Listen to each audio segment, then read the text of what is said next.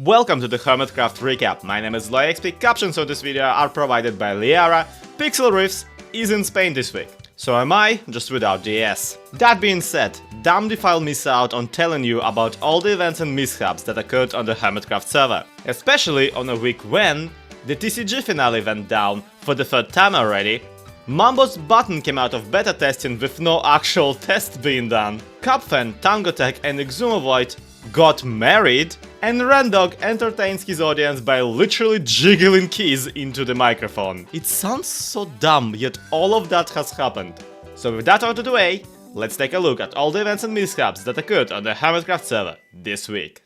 Starting with False Symmetry, if only because it's really nice seeing her back on the server. Especially when she brings with her a new minigame for the Hermits to try. Now, we've seen False work on her Elytra course for a few videos now, but nowhere has it been this apparent just how long and windy it is. With 23 different checkpoints, tons of custom terrain and plenty of elevation changes, having Exumovoid, Cupfan and Joe Hills beta tested only highlighted just how insane a flyer he is. Going for it.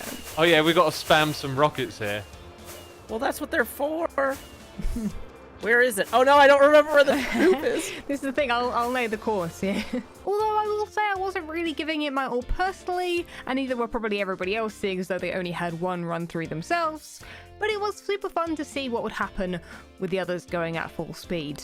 Well, hate to say it, but she's just as crazy a home decorator, seeing how she puts down a mud converter and a concrete mixer into one of the library towers. Just seems wildly unsanitary to be mixing bricks this close to the reading materials. But, as long as it sparks joy, I guess we can give it a pass. No, I don't seem to have any mud bricks, which is kind of a shame. Just down here, they're still broken, can't figure it out. Mud maker. The high-speed air ballet should prep the Hermits for a ride of their lifetime on Rendog's Icebot course, which he's been doing large swaths of progress on, despite his mental health struggles. There's more good news after all. By now Rendog has acquired the keys to his new place in real life, and that's a whole cliff off his chest, even if the house doesn't have a fridge in it. The reality is that without your guys' support, I wouldn't be able to afford to have done all of this so quickly. And you're not only helping me get through a particularly difficult period of my life this year, but you're also enabling me to continue my work as a content producer. And it just would be impossible without you guys. So what I find funnier is that Ren can't just post a picture of the new keys for privacy reasons. So to prove to the audience that he does indeed have them, Ren jingles them at the microphone, which is a sound I've not found this entertaining since the age of 3. the new house has about, I don't know, let me try figure this out. There's about 15 keys on this jingle-jangling set of keys here, guys. I have never seen so many keys for a house in my entire life. Anyway, Lockpick and Lawyer here, and by the sound of these keys I can discern that this is a Bingle brand lock, easily opened with the peg wiggler. Now on my website I sell this handy kit that will allow you to easily break into Rendog's house. Now I know what you're thinking. With all this racing going on, is Loy gonna talk about Mambo Jumbo's new ride next? And sure enough, I'm excited to introduce you to Mambo Jumbo's Roadhog. Get it?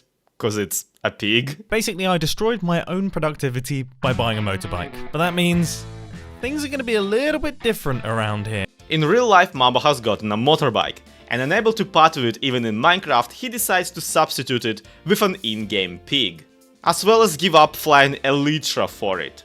Personally, I'm really excited about this, because I think riding pigs in Minecraft is a really cool mechanic, and it's very underused. Less so because of the biker getup Mambo puts on, facial hair and everything. How are you having a midlife crisis, Mambo? Aren't you like 15? I just tried to put a lead on a wall and then on a corner fence as well. You all saw it. I've been playing this game for over 10 years. Leads have been in the game for ages. I'm a fool. This guy knows it. That's why he's walking so slowly. Regardless, last week we reported that Mambo has launched his new The Button in a test phase for the time being. And 10 minutes after that, he uploaded a video proving us painfully wrong. Turns out, not much of anything happened in the redstone mechanism for the testing week, since a few components were straight up never built.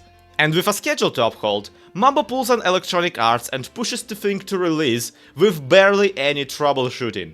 And we know that this time it actually does work, since DocM has not only already discovered the button and lost his mind obsessing over it, but also already had a lucrative button press stolen from underneath him last minute. Why is there TNT in it? Oh!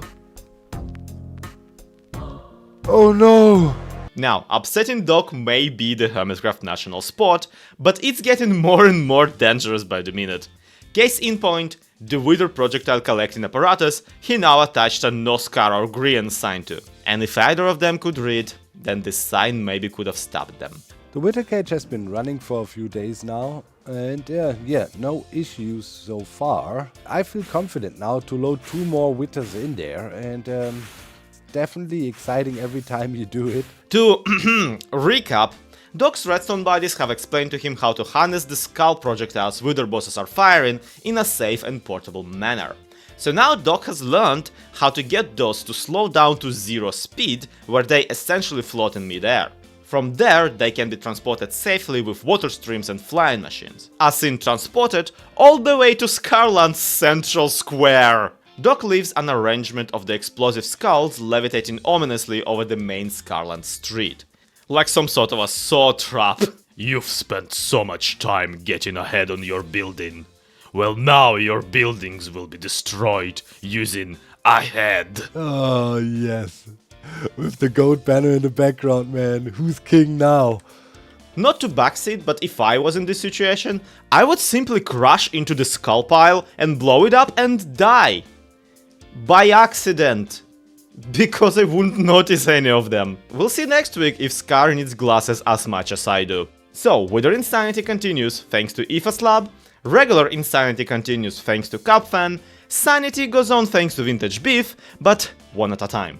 It has now become a tradition on Hermitcraft to fight increasingly larger number of Wither bosses all at once. And Ethos strives to find an actual use for that when he invites Exumovoid, Tangotek and Capfan to excavate an ancient city using a pile of explosive bosses. Also to pronounce them all husbands apparently. Alright everybody, we are gathered together here to get married. Get married? Someone else do the intro, just throw it at me. I I'll can't do do it. And listen, we don't know much about Tifa's real life. You can't prove to me he isn't ordained and fully authorized to do this. Unsurprisingly, the mess of Wither bosses does not discriminate and murders the invisible hermits just as well as the barely visible wardens, either of which keep mercilessly respawning and rejoining the fight, and stealth is optional for this mission. Okay, I am actually really starting to collect some cobble. I need to find an ender I gotta chest now. put Oh, some no, stuff no, in no. the ender chest, yeah. Oh, no! With the blocks. Oh, I'm Run. sandwiched between two with I haven't seen you wardens guys here, and I didn't even forever. notice. I'm gonna venture Guys, out yeah, a we're little- gonna go through these potions in no time. Oh no. oh no, come on! I can get more. I can get more. Oh, I managed to get That's one funny. stack of cobbled into my... Oh, there's a wither right there. Dang it. Credit where it's due. Though Capfan's Total Chaos minigame looks just as incomprehensible to an outside observer, his one at least is multicolored. We already reported on that match last week, so to recap, viewers Dunby knew that Zombie Cleo wins. But what makes it worth talking about this week is that, for one, most of the participants now release their POV, and for two, Zombie Cleo actually provides a play-by-play commentary of the sensory overload chamber, partially because during the actual play they kinda got overwhelmed and stopped talking. Luckily, Shut Up and Get Killing proves a perfectly viable strat and they take home the gold. And also, if they don't think you're a threat, they're going to focus on the people that they do think are a threat. It is silly how much they ignored the fact that I was still around. Now, Aoife being washed up or something or other is pretty funny and all, but what I want to talk about is the armor stand decorations Cleo installs at Geminatei's place. We skipped over it past week, but Gem did actually commission Cleo to add dwarves in barrels, literally barreling through the waterfall at her elven base. And sure enough, they deliver, despite how risky working with armor stands by the water is. Since remember, a water stream will nudge any entity. Wither projectiles aren't immune to that, much less so the humble invisible armor stand. These dwarfs are dry clean only, is what I'm saying. Quite a few decorations actually come down off of Geminatei's base as her and Impulse clean up the consequences of Pearlescent Moon joining their prank war. Pearl still gets a jump on Impulse, or more like a jump scare really. Hey, Impulse. Any of the lights? Impulse. Ah! Thank They actually go through a whole gauntlet of minigames, be it BWO's horse race, Exumovo's derail, or jumping off of tall places to MLG with scaffolding block. Lest to forget that the concept of gravity will never be not fun to these people. Alright. Yeah, nah, She's got it. this is She's got easier it. than the water bucket, surely. At the end of the day, Pearl expands her garbage empire, transforming her trash shop into a whole recycling factory. Which does work immediately, by the way. I actually recognize quite a few materials in the wall from the stuff Joe Hills has been throwing out, so she's already recycling some stuff. See what a huge difference it has made, and I feel like we've honestly probably doubled our real estate size with this addition as well. But this is where we finally come to the main event of the week. The big finale to the Hermitcraft card game tournament. Now, according to the rules, Ooh, Etho that can was a look downer. at your hand. Oh, yes. Let me take a little peeky. Oh, he's going pure damage. That's what? He's got 6 damage cards in his opening hand. I should have mentioned this match is sponsored by Scarland and Oh. Scarland Refreshments. XBCrafted and Etho throw down in the pyramidal arena, and it's glorious. Bonus points, of course, go out to XBCrafted, who opened by playing an XBCrafted card, and finally allowed me to say on this show, congratulations, you played yourself. Unfortunately, these bonus points do not count anywhere in the actual brackets, and ultimately, Etho takes the victory and is given the unique trophy as well as a heap of new playing cards. But little did he know, the real game that's been going on this entire time. The most dangerous game. Man. This man, specifically. Zedaf. And you just activated his trapdoor. Having made a deal with Vintage Beef prior to the fateful duel, Zedaf crawls his way into the arena's backstage. His goal?